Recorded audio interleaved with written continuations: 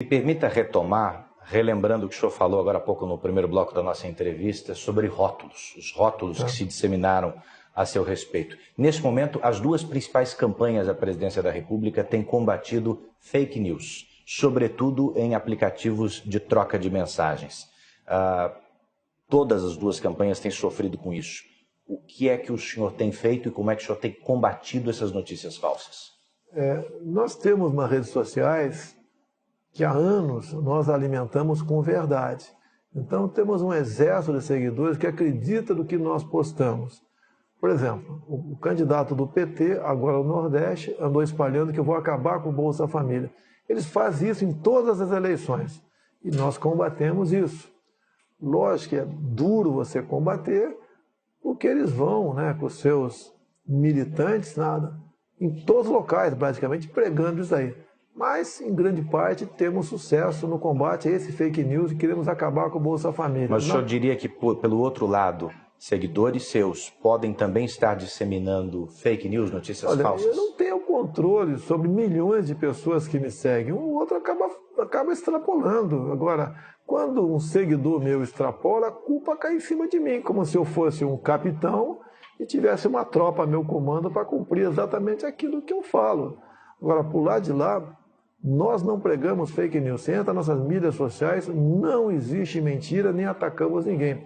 Nessas lives que temos feito às 8h30 da noite, eu tenho pego o plano de governo do PT, documento deles, análise da conjuntura, por exemplo, bem como o caderno de tese do PT em 2015, e mostrando por escrito o que está na página deles. Como, por exemplo, enquanto o Paulo Guedes tem um projeto bastante ousado no tocante à economia, e ele foi claro isso em palestras, dizendo que quem ganha até 5 mínimos não vai pagar imposto de renda.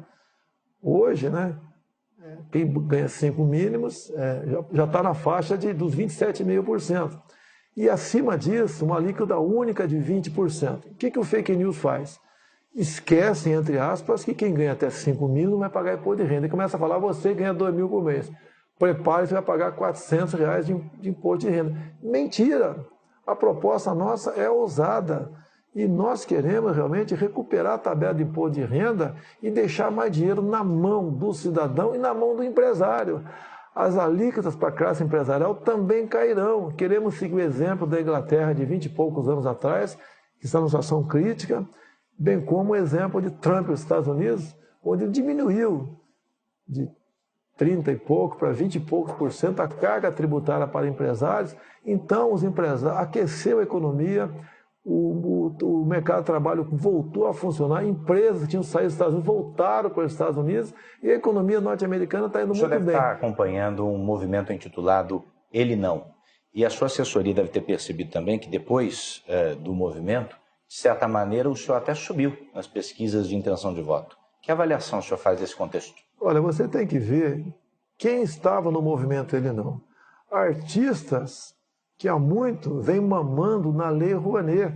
Você não tem quem está no Ele Não que não esteja na Lei Rouanet. A Lei Rouanet é importante, mas para o artista raiz, o artista sertanejo, aquele que realmente traz consigo a cultura brasileira. Ninguém quer abandonar a cultura. O que o senhor acredita que depois dele, ainda assim, subiu nas pesquisas?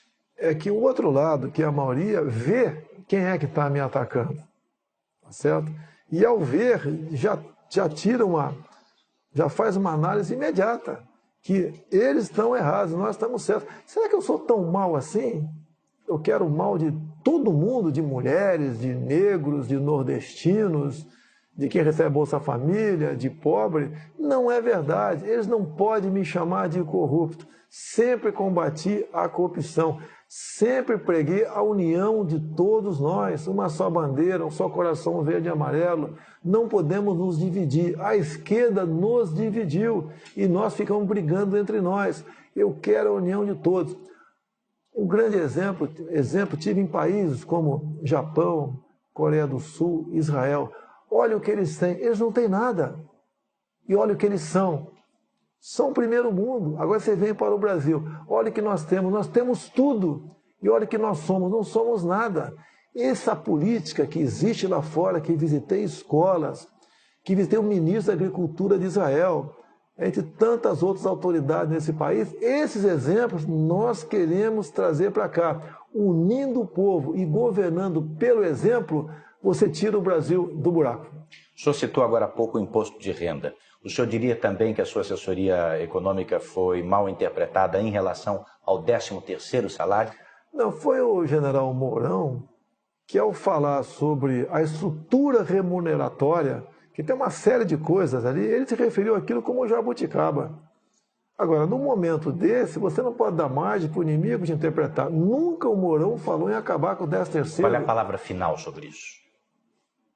Aproveitaram uma palavra errada dele para dizer que queremos acabar com o 13º. Agora, deixa bem claro, quem é um pouquinho mais velho, lembra em 2002, o PT pregou isso, que os parlamentares do então PFL, PP, aqueles partidos todos, queriam acabar com o 13º, fundo de garantia, hora extra, licença gestante, e inventaram isso em cima de um projeto que existia na Câmara, que não era para acabar. Era, por exemplo, você está com um problema financeiro, você procura o teu patrão, ouvir do sindicato, e em vez de cair na mão do agiota ou pegar um empréstimo no banco, o patrão podia adiantar parte do teu 13º. Você estava com problemas, por exemplo, queria estar no mês de setembro, e você gostaria de dar uma folga para si, chegaria para o patrão, ouvido pelo sindicato, e pegasse um desconto em férias, que existe nas Forças Armadas. Você pegava 15 dias de desconto em férias, ia dar uma relaxada para voltar com as baterias recarregadas. O PT pegou um projeto desse, que não acabava com os direitos, apenas flexibilizava e passou a massificar, dizendo que queríamos acabar com aquilo. Eu quase perdi o meu mandato em 2002, porque eu fui acusado também de querer flexibilizar aquilo tudo. Então o PT usa pequenos detalhes para dizer que eles são realmente o que estão preocupados com os trabalhadores e não os demais. Os seus eleitores depositam no senhor uma confiança e uma garantia no combate à corrupção e também à criminalidade. Não são questões simples de resolver. Muitos antes do senhor fracassaram nesse quesito. Qual é a solução? O combate à corrupção é você escolher o seu time de ministros sem o critério político.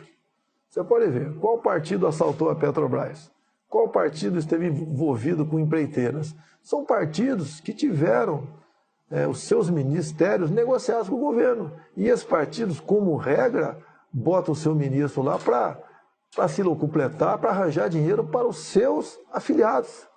Questão da violência. Nós devemos fazer diferente do que foi feito até agora. O Estatuto do Desarmamento só aumentou a violência. Deu a certeza ao bandido que, ao invadir a residência de qualquer um, não vai encontrar resistência. E mais ainda, olha que coisa esdrúxula, mais ou menos o seguinte. Vamos supor que você tem uma arma legal em casa. Entra um marginal 2 da manhã. Você dá 15 tiros, pega 5 na canela. Não mata o cara. Você vai ser condenado por tentativa de homicídio. O vagabundo por invasão do domicílio. A pena dele é menor do que a tua. Nós temos que inverter isso. Tem um projeto em Brasília e, como presidente, teríamos menos dificuldade de aprovar. Ou seja, em legítima defesa da vida própria ou de terceiros.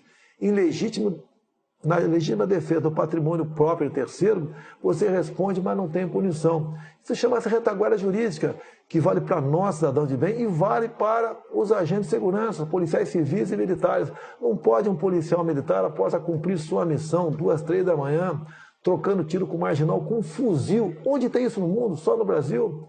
Ele ser processado que o marginal veio morrer com 4, 5 tiros naquele momento de tensão enorme. Vamos mudar o nosso Código Penal para dar essa retaguarda jurídica para o cidadão de bem e para os policiais. Agindo dessa maneira, tenho certeza que a violência diminuirá. Falando também sobre corrupção, candidato. Mais uma interrupção. Uma nova interrupção na entrevista é feita a pedido